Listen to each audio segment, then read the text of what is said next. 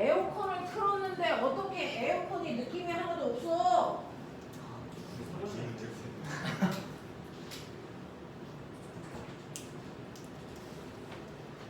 도대체 얘는 왜 360도 도어 여기는?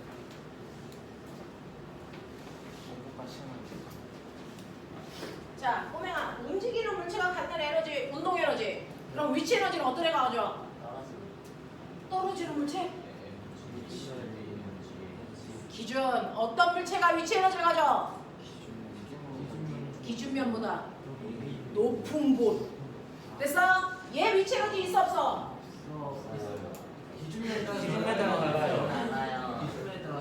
있어 없어요? 그때 달라요. 됐죠? 자, 여기 교실 바닥을 기준으로 하면 얘는 위치 에너지가 있어요. 칠판턱을 기준으로 하면 위치 에너지 없어요. 그 얘기잖아. 됐어? 자, 그래서 기준면보다 높은 곳에 있는 물체가 갖는 에너지를 우리가 위치 에너지라고 부를 거야. 그 위치 에너지요, 기준면보다 질량이 m인 물체가 h 높이에 있대. 이 물체가 갖는 위치 에너지 어떻게 구해? mg h. 맞아? 예를 들어서 2kg짜리 물체가 땅으로부터 5m 높이에 있대. 얘 위치 에너지가 얼마인지 구하고 싶어. 불러. 얼마 곱하기 2 곱하기 얼마? 10. 중력가속도 10이죠? 네. 곱하기 h 얼마야? 5. 그래서 얼마 나와? 100. 알겠냐? 이런 거잖아. 근데요, 어떤 물체가 위치 에너지와 운동 에너지를 다 가지고 있는 새 새끼가 있어. 땅으로부터 2kg짜리 새가 날아가고 있어요. 2kg짜리 새가 땅으로부터 5m 높이에서 2의 빠르기로 날아가. 얘는요, 운동 에너지 있어 없어? 얼마? 4. 위치 에너지 있어 없어? 있어. 얼마? 좀 전에 구했다. 얼마? 에이, 있어 그놈의 새끼들아. 그러면 이 새가 가지고 있는 진짜 에너지 얼마? 얼마? 400은 아니야 아들아. 얼마? 104. 그러면 이 새가 가지고 있는 진짜 에너지는 위치 에너지와 운동 에너지를 합한값이지? 멋진 말? 그렇죠. 이걸 역학적 에너지 이렇게 얘기해요. 자, 역학적 에너지는 보존될까 안 될까? 이 새끼가 막 이렇게 움직여. 보존돼 안 돼? 조건이 없고 맞춤력과 대회. 네, 보존력만 작용하면 보존되고요. 보존력 말고 비보존력이 작용하면 보존되지 않아. 뭐 이런 얘기죠. 역학적 에너지를 보존시킬 수 있는 힘을 멋진 말로 뭐라 그런다? 보존력. 학원에 와서 하는 말 딱 하나밖에 없는데? 학원에서 배운 말 하나밖에 없지 이 새끼들아. 자, 그러면 역학적 에너지를 보존시킬 수 있는 힘을 우리가 보존력이라고 한다. 그 보존력에 뭐 있다? 아는 대로 불러. 중력이죠. 또 뭐야? 탄성력이죠. 또야? 전기력이죠. 됐어요? 네, 요 힘만 작용하면 역학적 에너지는 언제나 보존됩니다. 근데 요거 말고 다른 힘, 그 다른 힘을 우리가 비보존력이라고 해. 이거 작용하면 역학적 에너지는 변해. 뭐? 마찰력. 또 공기장, 자기력 이런 거 작용하면 역학적 에너지 무조건 변해야 돼. 알겠어? 그래서 여기 있는 롤러코스터가 물체와 롤러코스터 면사에 마찰 없대. 그럼 역학적 에너지 뭐 된다는 거야? 보존된다는 얘기야. 그래서 그랬을 때 기준면으로부터 얘는 20m 높이에 떠 있대. A. 그리고 이 지점은 기준면으로부터 10m 높이를 얘기한대. B. 여기는 16m 지점을 얘기한대. C. 여기는 4m 높이를 얘기한대. D. 맞아? 그래. 자, A 대 B의 위치 에너지 B가 얼마게? 몇 대면? 2대 1. B 대 C의 위치 에너지 비율 얼마래? 얼마? 2대 8, 아니 5대 8. 뭐 보고 알아? 네, 기준면으로부터 떠있는 뭐만큼? 높이만큼이 위치 에너지야. 이런 얘기죠. 그래서 높이의 비율이 위치 에너지 비율이야. 되겠어? 근데 얘가 A에 있던 B에 있던 C에 있던 D에 있던 역학적 에너지를 변해 안 변해?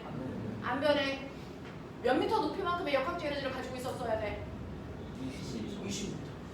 그 20m 높이만큼의 역학적 에너지를 모든 순간 다 가지고 있어야 돼. 근데 보면은 A에서는 20m만큼 위치 에너지밖에 없어. 운동 에너지 있다고 없다고? 없다고. 그럼 B는요? 위치 에너지 얼마만큼 있어?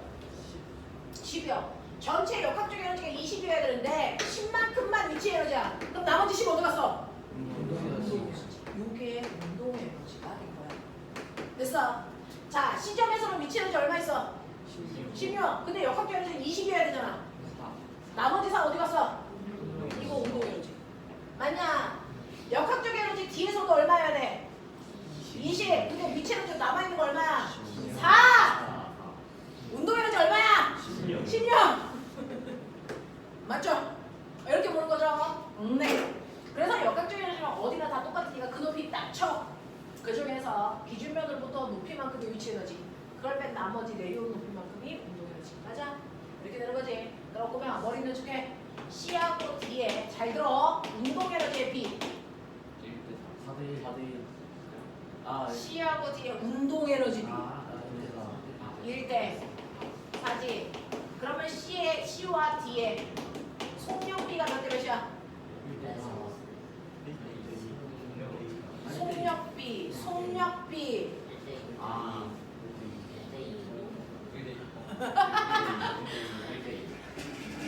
자, C와 D의 운동 에너지 B라는 얘기는 뭘 얘기해? 가 2분의 1 m VC의 제곱. 맞죠? 대 2분의 1 m VD의 제곱값이 1대 4라는 얘기죠? 근데 비율이니까 이거 날라갔죠? 그러니까 결국 운동 에너지 비율은 C의 속력의 제곱 대 D의 속력의 제곱 비율이죠? 이게 1대 4죠? 그럼 속력비는 1대 2. 생각 안 할래? 알겠어? 운동 에너지의 루트 씌워야 속력 나온다? 맞죠? 이런 얘기야. 그동안 선생님하고 연구해봤어요. 너네 만나서 선생님이랑 했던 얘기들을요, 대단히 짧은 시간 동안에 한 40분 동안에 쭉 해드렸어요. 이게 4주치입니다. 한 주에 2시간씩 8시간 동안 했던 걸 40분으로 압축할 수 있는 거, 그래도 그냥 뭔가 알고 있어서 그래요. 그래서 그래도 배운 티가 나는 거죠. 처음부터 이렇게 설명했으면 애들이 그 다음 주에 다 알겠죠. 자, 여기까지 배웠어. 내신 공부하느냐고요? 머리 하얗게 보셔서 선생님이 쭉 한번 반복했는데 기억날까요? 하겠습니까? 네, 이런 것들 여러분들이 자 수업을 했었고요. 지금 했던 얘기 중에 많은 내용이 중학교 3학년 1학기 내신 시험 정리였습니다. 시험 안 봤어요. 네, 그러면 이제 기말 때 보겠죠. 기말 안 했을 수도 있어요. 뒤져 이씨, 빨리 봐 이씨. 자, 이렇게 되면 돼요. 자, 그 다음에 이제 오늘 할 내용을 우리가 하죠. 그죠? 여러분들하고 저하고 오늘 할 내용은요, 역학적 에너지 보존 법칙에 대해서 다 하셨으니까, 그죠? 그 중에서 어려운 얘기들, 뭐 탄성 포텐셜 에너지 뭐 이런 것도 있지만, 그건 세세한 내용이고 커다란 틀은 여러분들이 배우셨던 거. 그래서 그 정도의 내용들이 머릿속에 좀 남아 있어야 앞에 거가 정리가 되고 뒤로 갈 수 있어요. 오늘부터는 역학에 대한 얘기 중에서요, 운동 역학은 안 해요. 오늘 해야 되는 건 열역학입니다. 역학은 역학인데 열에 대한 얘기를 한다고요. 열역학. 중학교 2학년 2학기 시험범위입니다. 비열, 열량, 열용량이라고 하는 책단은 시험범위입니다. 되겠죠? 자, 그래서 이 부분에 대해서 선생님이랑요 얘기를 할 건데, 물론 중학교 2학년 내용이라서 그 부분 선생님이 반복해 줄 겁니다. 거기부터 해야 과거 입시도 되니까 2학년 내용부터 반복해 드릴 거지만 거기에다가 여러분들 살을 쌓아야죠. 고등학교 내용까지 연결할 건데 시간이 다 가능한지는 모르겠습니다. 대단히 빠른 속도로 해볼 건데요. 열역학을 조금 많이 어려워하는 친구들도 있어요.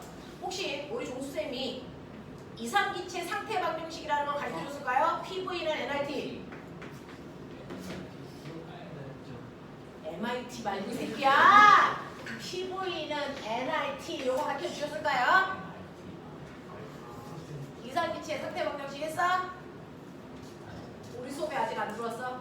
네, 그럼 그걸 저하고 하죠. 그죠? 네, 이상기체 상태 방정식은 물리 선생님은 화학 선생님한테 배우라고 그러고 화학 선생님은 물리 선생님한테 배우라고 하는 부분입니다. 그래서 이 두 부분이 물리하고 화학에서 다 나와서요. 선생님하고 하죠. 자, 그러면 우리는 중학교 2학년 내용을 반복하니까 중3 원니오빠들한테 처음 물어보는데 대답 못하면 다 뒤져 이씨. 자, 연력학에 대해서 하죠 선생님 하고요. 자, 그 중에서 여러분들이 중학교 때 배우는 게 열입니다. 자, 열은요 축약된 단어입니다. 열의 원래 이름이 뭘까요? 열의 원래 이름은 열 에너지의 줄임말입니다. 열 에너지를 여러분들은 열이라고 하는 겁니다. 이걸 중학교 2학년 때 열 에너지를 다른 말로 부릅니다. 열량. 그렇죠. 중학교 2학년 때 열 에너지를 열량이라고 부릅니다. 네. 그래서 열량은요 화학에서 주로 쓰는 열 에너지라는 단어예요. 물리에서는 열 에너지라고 쓰고 화학에서는 열량이라고 쓰는데 같은 의미의 단어입니다. 됐죠? 네. 자, 근데 우리는 이 열이랑 비슷한 개념을 가지고 있지만 헷갈리고 있죠. 온도는 열과 달라요. 온도가 뭡니까? 온도가 뭡니까? 차고 뜨거운 정도를 숫자로 표현한 거. 맞죠? 네. 그래서 여러분들은 먼저 알고 가자. 온도는 각각의 물체의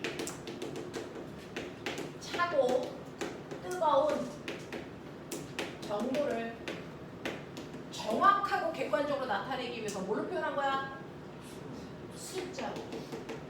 됐어? 숫자로 표현한 값. 이걸 온도라고 표현해? 라고 해요. 됐죠? 물체의 차고 뜨거운 정도를 정확하게 숫자로 표현한 값을 우리는 온도라고 표현합니다.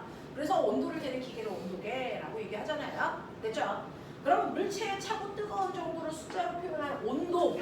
자, 그 온도를 전 세계에서 몇 가지의 온도 체계로 사용할까요? 이거죠. 우리나라 사람들은 온도 무슨 온도 써요? 섭씨 온도 써요.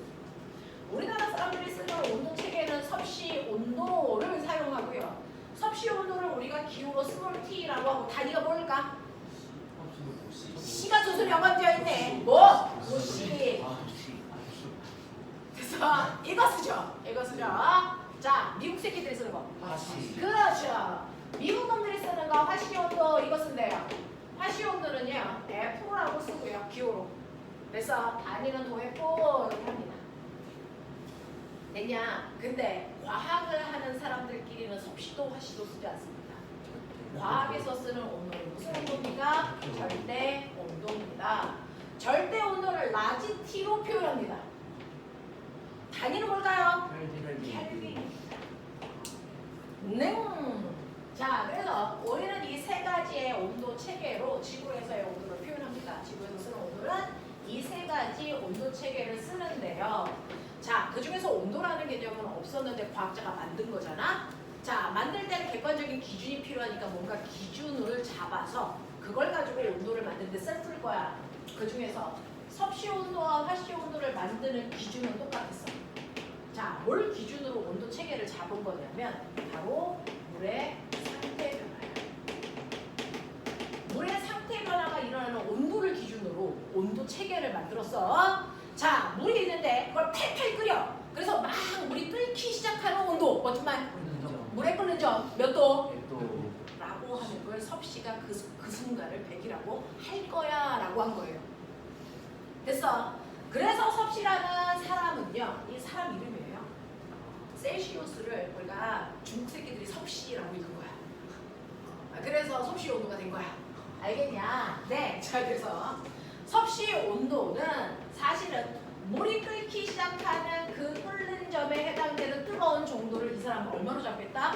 100이라고 잡겠다 그런 거죠. 물은 100도에서 끓는 게 아니고 물이 끓기 시작하는 온도를 그냥 100으로 한 거야. 이 얘기야. 되겠어? 그러면 온도를 낮춰. 물이 얼기 시작하는 온도를 우리 셀시우스가 얼마로 잡았더니? 0. 그래서 물의 어느 점이 0이 된 거야. 그러면 물이 얼기 시작했을 때 그 차가운 정도에서부터 물이 끓기 시작하는 그 뜨거운 정도까지를 몇 등분으로 나누겠대? 그래. 그거를 100등분으로 나눴을 때의 하나의 간격이 바로 섭씨 온도의 1도 간격이야. 이렇게 잡은 거야. 이렇게 잡은 겁니다. 그래서 물의 상태 변화를 기준으로 얼기 시작했을 때부터 끓기 시작했을 때까지를 100등분으로 나눠서 섭씨 온도의 1도 간격을 만들어낸 거야. 이게 섭씨 온도야. 자, 화씨 온도도요. 똑같이 물이 끓기 시작하는 온도를 기준으로 했겠죠. 그 온도가 얼마냐면 212도의 얘는 100으로 안 하겠대. 212도의 프로 하겠대. 그럼 물이 얼기 시작하는 그 차가운 정도를요. 이 새끼는 얼마로 하겠대? 자, 이거 더해. 2 더하기 1 얼마? 3. 그래서 32도의 프로 하겠대. 되겠어? 이렇게 하겠대. 숫자 연락 들어오기 전까지 성격이 안 좋은가 봐. 되겠어? 그럼 여기서부터 여기까지가 몇 등분이야? 180. 그렇죠. 180등분으로 나누겠대. 그랬을 때 하나가 화씨 온도의 아니 섭씨 온도의 아니 뭐죠? 화씨 온도의 1도 간격이 돼. 그러면 섭씨 온도, 화씨 온도의 1도 간격 같아 달라? 다르죠. 훨씬 촘촘하게 누구예요? 화씨 온도예요. 됐어? 이렇게 표현하겠다는 겁니다. 됐죠? 자, 그러면 이런 식으로 섭씨 온도, 화씨 온도는요. 물의 상태 변화를 기준으로 한 온도라면 절대 온도는 뭐야? 라고 하는 거죠. 보면 실제로요. 물체한테 열을 가하면 가장 먼저 변하는 건 물질을 구성하는 물질은 더 이상 줄일 수 없는 가장 작은 뭐로 되어 있냐? 입자로 되어 있죠. 근데 열을 가하면 그 입자의 운동 속도가 뭐해질까? 빨라진대. 맞아요.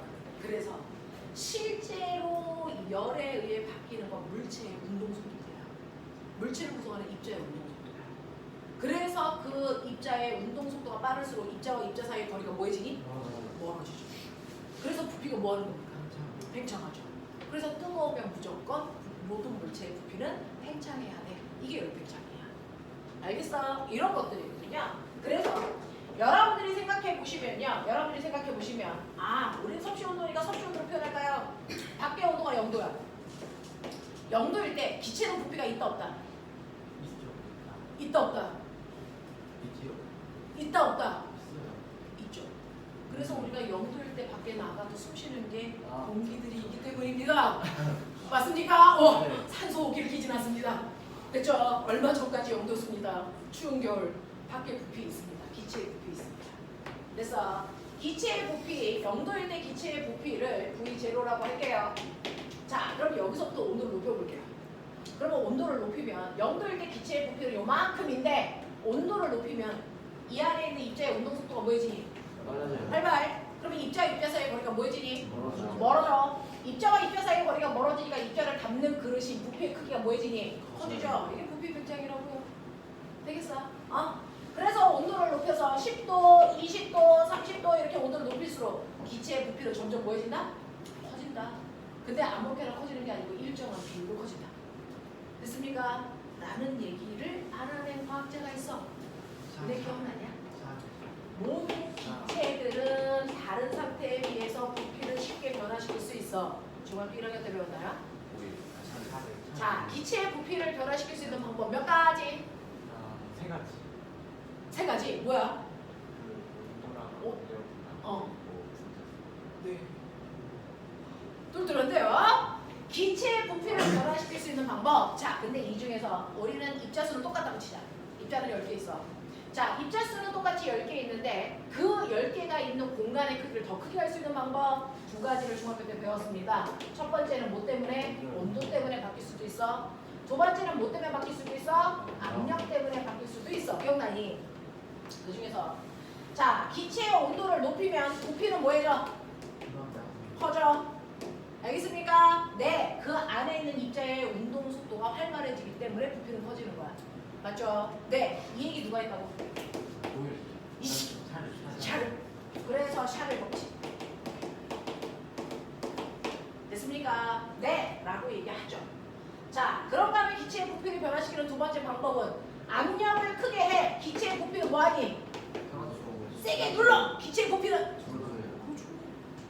되겠습니까? 부피는 감소하겠죠. 자, 이거를 얘기한 사람 누굽니까? 보일입니다. 그래서 이거를 보일 법칙이라고 얘기하죠.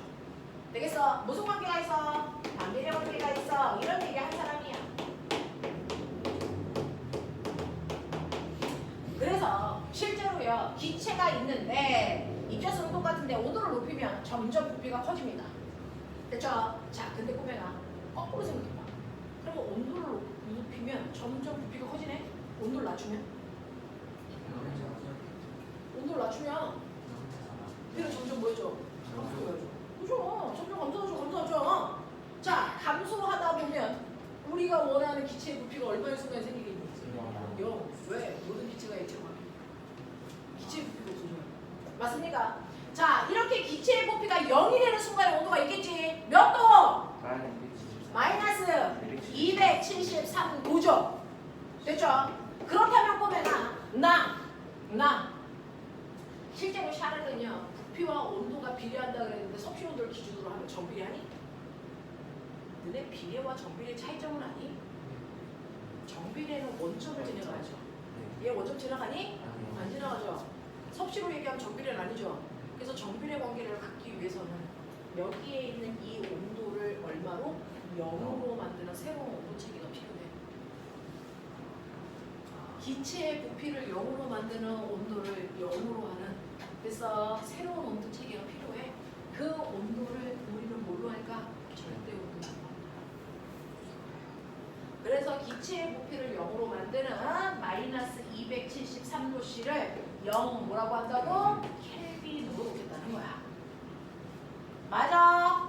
네. 이렇게 하면 정비례 관계를 우리가 얘기할 수 있죠. 그래서 온도와 부피는 정비례 관계를 갖게끔 할 수 있어. 알겠냐? 자, 그러면서 이러한 절대 온도는 뭘 기준으로 만들었어요? 저는 이제 개념은 알겠는데 절대 온도는. 그래서 절대 온도는요. 온도를 높이면 그 안에 있는 기체의 운동 속도가 뭐예요? 빨라지면 운동 에너지가 뭐예요? 운동 속도가 빨라지면 기체의 운동 에너지가 커지는 거야, 작아지는 거야? 커지는 거야, 작아지는 거야? 속도가 2였다가 속도가 100대 운동 에너지 커지는 거야. 됐죠? 자, 그래서요. 온도와 운동 에너지는 서로 관계가 있죠. 그 관계를 이용해서 만든 게 바로 절대 온도예요. 그래서 절대 온도는 바로 기체 그래서 기체의 운동 에너지를 온도로 만든 것입니다. 기체의 운동 에너지를 기준으로 만든 온도 체계를 절대 온도라고 해서 0켈빈일 때는 꼬맹아 기체의 운동 에너지가 얼마란 얘기야? 0이란 얘기야. 기체가 없어. 됐어? 뭐시오 기체가 없는데 수를 어떻게 세요? 되겠어요? 자, 그럼 꼬맹아 그래서 기체의 운동 에너지를 기준으로 만든 게 절대 온도구나. 그러면 꼬맹아 10켈빈일 때 기체의 운동 에너지와 20켈빈일 때 기체의 운동 에너지 중에 누가 더 크겠니? 몇 배 크겠니? 정확하게 정비례가 없어요. 10켈빈 속에 있는 기체의 운동 에너지보다 40켈빈 속에 있는 기체의 운동 에너지가 정확하게 몇 배 커? 4배 커. 그러면 10도의 공기에 있는 기체보다 40도 공기의 기체의 운동 에너지가 정확하게 4배 크니? 얘는 정비례 관계를 안 가잖아. 그런 얘기 못해. 맞아? 그래서 운동 에너지와 온도 사이의 정비례 관계를 만들기 위해서 무슨 온도 체계를 만든 거야? 절대 온도라는 거야.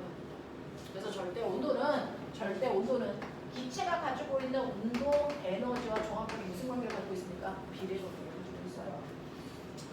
자, 그러면 우리는 앞으로요 온도만으로도 운동 에너지를 얘기할 수 있게 과학에서는 다 절대 온도로 모든 것들을 계산합니다. 알겠어? 우리 평상시에 섭씨 온도 쓰는데 절대 온도로 바꿔야 되겠네요? 네. 어떻게 바꿀 수 있을까요? 절대 온도는요 섭씨 온도에다가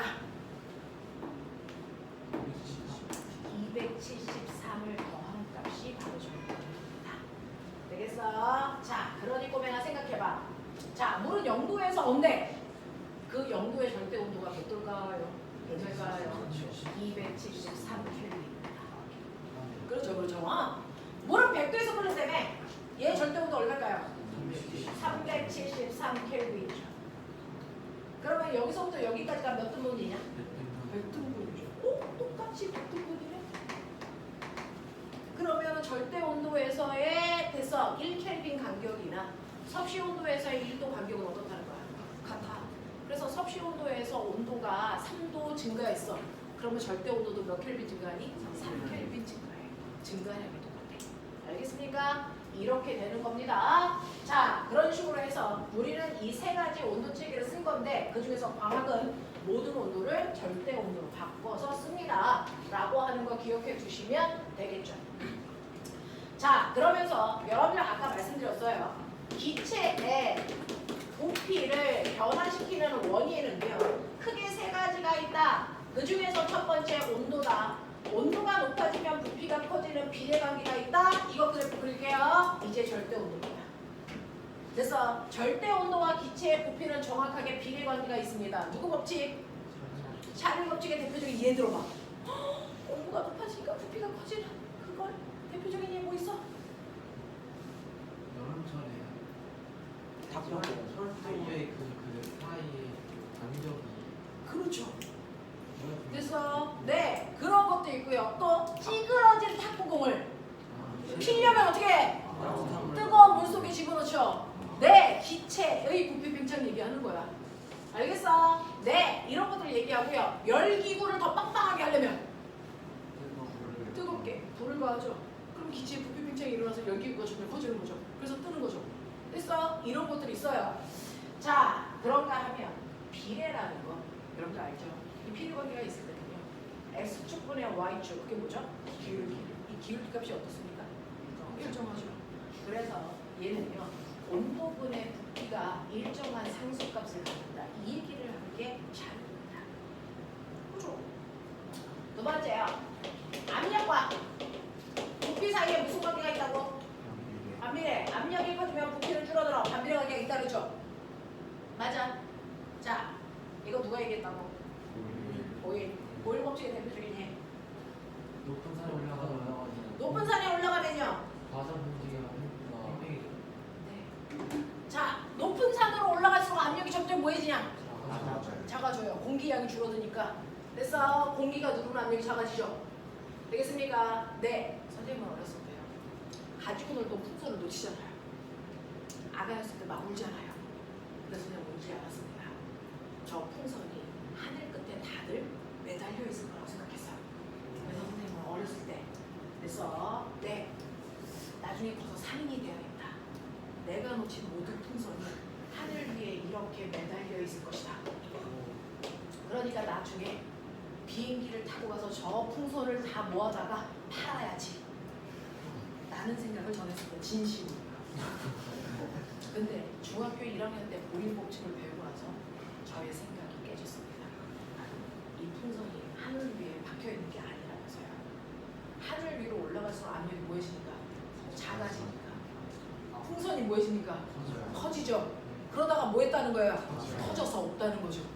하늘 위로 가만자 풍선을 잡을 수 없다는 거예요. 알겠냐? 이게 보일의 법칙의 슬픈 일이죠. 그런 얘기야. 너네 사이다의 컵에 따라 그러면 여기서 뭐가 발생하냐? 기포. 올라갈수록 기포가 뭐 해질까? 커지겠죠. 이게 올라갈수록 수압이 작아지는 거예요. 맞아요. 네. 공기 기포가 올라갈수록 점점 부피가 커지는 것도 바로 보일 법칙입니다. 라고 하는 반비례 관계는요. 압력과 부피가 있는데 서로 반비례 관계야. 이 반비례 관계는 뭡니까? 이 중 어떤 점 하나를 딱 잡았을 때 x축과 y축의 곱의 곱은 그렇죠. x점을 잡던 y점을 잡던 그렇죠. 이 그래프에 해당되는 x축과 y축을 곱했을 때 그 면적은 반드시 어때야 된다? 같아야 된다. 이거 아닙니까? 그러니 압력과 부피를 곱한 값은 또 다른 일정한 상수값을 가져. 이 얘기잖아요. 이게 반비례잖아요. 그래서 됐죠? 이러한 보일 샤를의 법칙을 알겠어. 온도에 따라 부피가 일정해. 압력과 부피를 곱한 값은 항상 일정해. 그러면 이때 이 일정하다는 이 K라는 상수와 K-라는 상수는 항상 같니 아니면 다르니? 달라요. 다르죠. 그때마다 다르죠. 이 상수와 이 상수는 다릅니다. 맞아? 그러니 과학자들은 이 상수와 이 상수가 다르네. 그냥 이 둘을 동시에 만족하는 특별한 상수는 없어? 특별한 상수를 찾을 순 없어?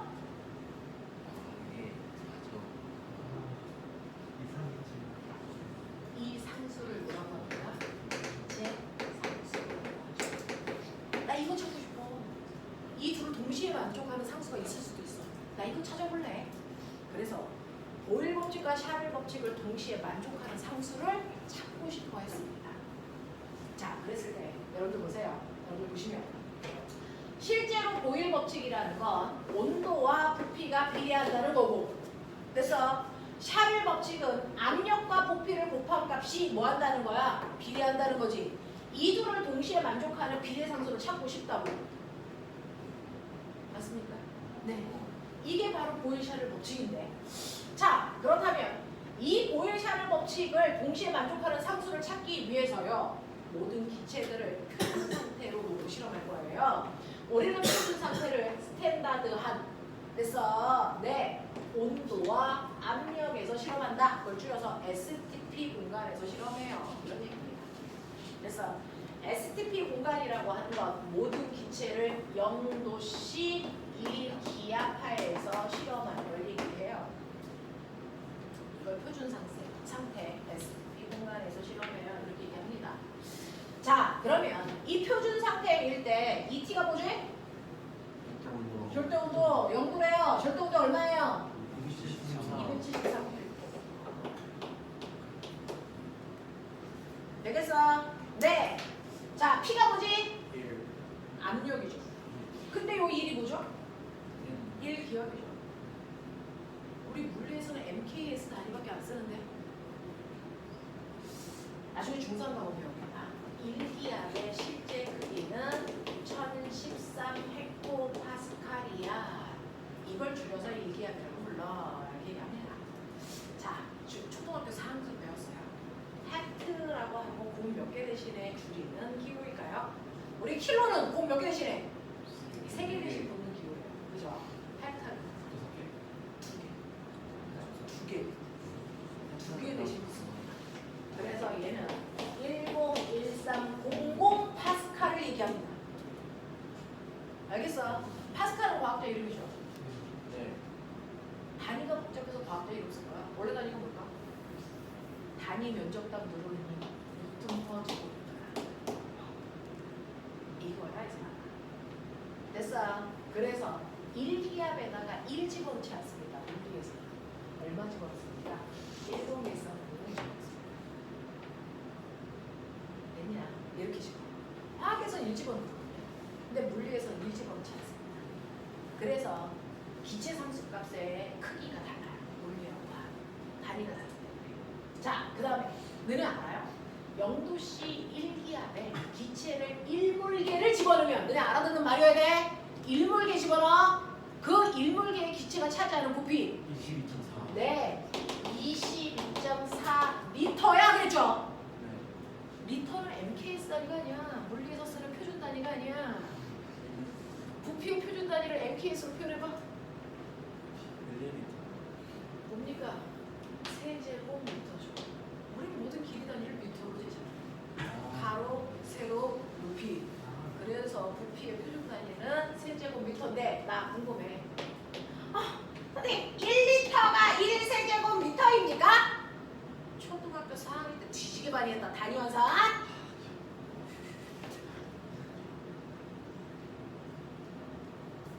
맞아, 틀려.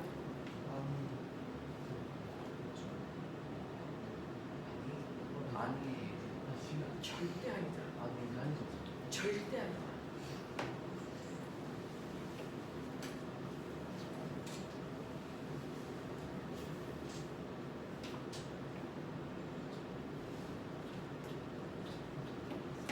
ml가 100 세제곱센티미터. 그래서 우유 100ml 주세요 라고 하는 게 100 세제곱센티미터 주세요 이 뜻이에요. 알아요? 1리터가 몇 밀리리터냐? 1000ml.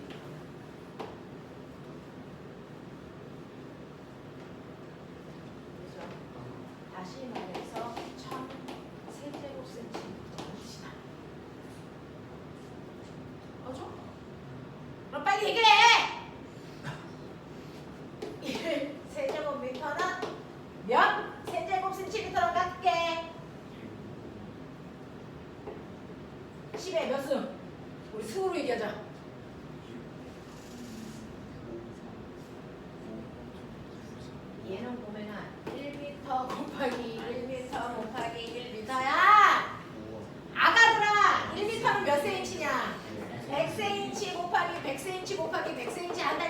자, 얼마니? 10에 6승. 근데 얘는 10에 몇 승? 3승. 신기하지? 자, 그러니까 1세제곱미터는요 10의 3승 미터야. 와우.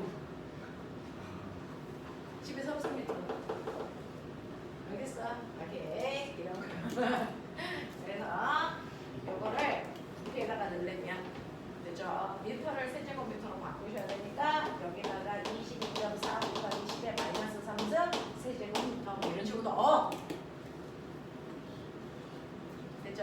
미터를 세제곱미터로 바꿔야 되니까 이렇게 한 거야. 그렇게 단위 함수를 했다. 됐죠? 네. 그래서 계산을 했더니 기체 상수가 나오겠죠? 네. 0.08. 계산하면 0.0826으로 나와요. 됐어. 네. 여기 나옵니다. 뭘 써? 우리는 상수 안 쓸 거야. 그냥 이게 상수야. 그냥 1이라고 할 건데 그냥 계산 때리면 이 정도 나와. 알겠어? 그렇게 돼. 자, 근데 꼬맹아, 요거는요. 기체 1몰일 때 값으로 구한 거죠. 기체가 2몰이 되면 부피가 2배 커지니까 상수값이 몇 배 커져야 돼? 2배 커져야 돼. 기체가 3몰이면 부피가 3배 커지니까 상수값도 몇 배 커져야 돼? 3배 커져야 돼. 기체가 n몰이면 네, n배로 커지죠. 됐어요? 됐어요? 네. 근데 저는 분수 쓰기 싫어요. 이게 중식이거든요. 전 분수 쓰기 싫어요. 자, 그래서 바꿔. 뭐 나오냐? PV는 nRT. 이게 나온 거야. 이게 기체들의 상태를 설명하는 됐어. 방정식이라서 기체 방정식이라고 합니다. 됐어. 이걸 기체 방정식이라고 하는 이상기체 상태 방정식은 보일 법칙, 샤를 법칙, 그리고 입자수에 따라 부피가 변한다는 아보가드로 법칙. 그래서 이 세 가지를 짬뽕해서 만든 게 기체 반응의 법칙입니다. 그게 PV는 nRT입니다. 이제 알겠어요? n값이 뭔지 알겠죠? 몰수예요. 지금은 내 조쌤이랑 배우고 계시는 몰수입니다. 1몰, 2몰, 3몰 이런 얘기야. 그렇죠? 자, 근데 우리는 연력학에서 이거 다 안 써요. 뭐 씁니까? 기체 입자수는 뜨거우나 차가우나 입자수는 변해 안 변해? 안 변해. 일정. 상수 변해 안 변해? 안 변해. 일정. 그러니까 얘네들은 변하지 않는 또 다른 상수값으로 묶어. 됐어? 그러면 이 상수를 지우면 여러분들 우리 뭐 PV 곱한값은 절대 온도와 무슨 관계? 비례 관계. 요것만 쓸 거야. 물리에서. 됐어? 네. 압력과 부피를 곱한값은 절대 온도와 비례해. 요것만 쓸 거라고. 됐죠? 네. 그래서 요 정도의 개념은 가지고 오셔야 연력학을 하고 할 수 있어요. 이런 거예요. 그래서 여러분들은 열이라고 하는 거는 사실 온도 체계를 기반으로 하는 거구나.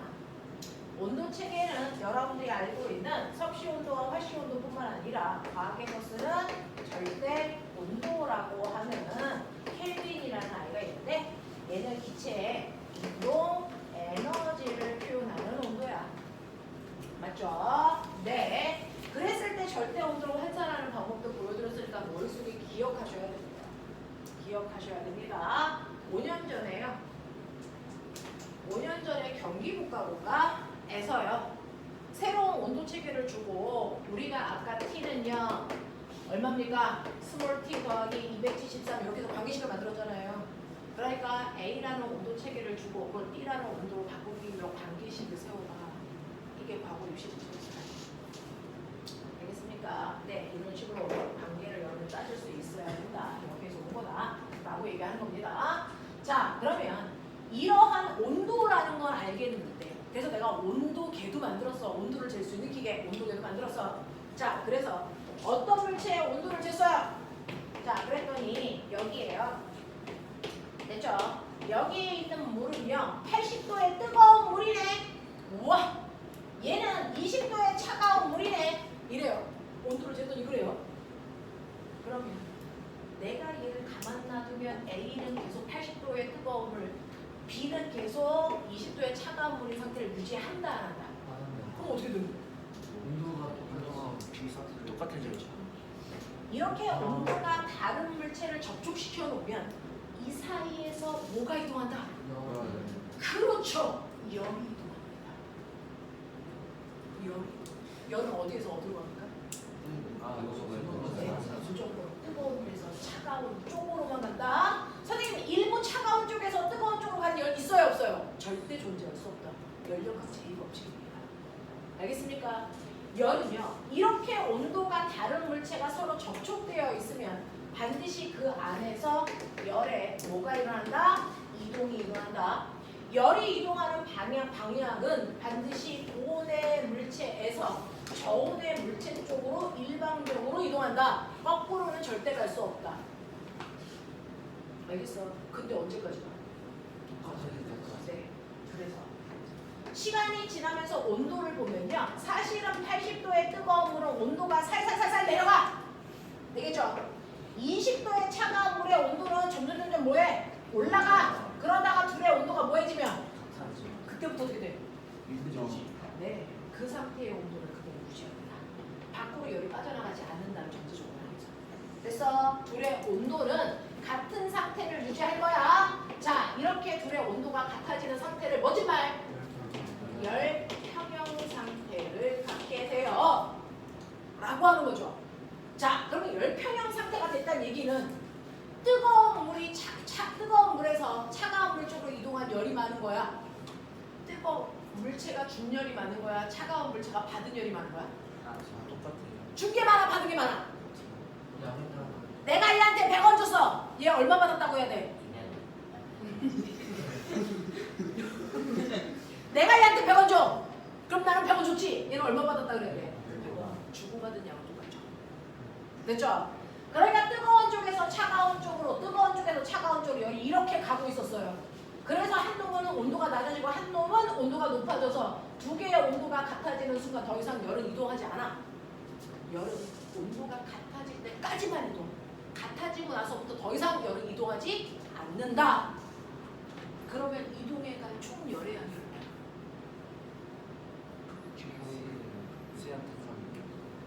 라고 하는 온도가 다른 두 물질 사이에 이동한 총 됐어 에너지. 뜨거운 물질에서 차가운 물질로 저절로 이동한 에너지를 우리 뭐라 그러니? 열의 에너지라고 합니다. 그걸 중학교 때 뭐라고 하는 겁니까? 열량이라고 합니다. 알겠어? 그래서 열이라고 하는 열 에너지, 열량이라고 하는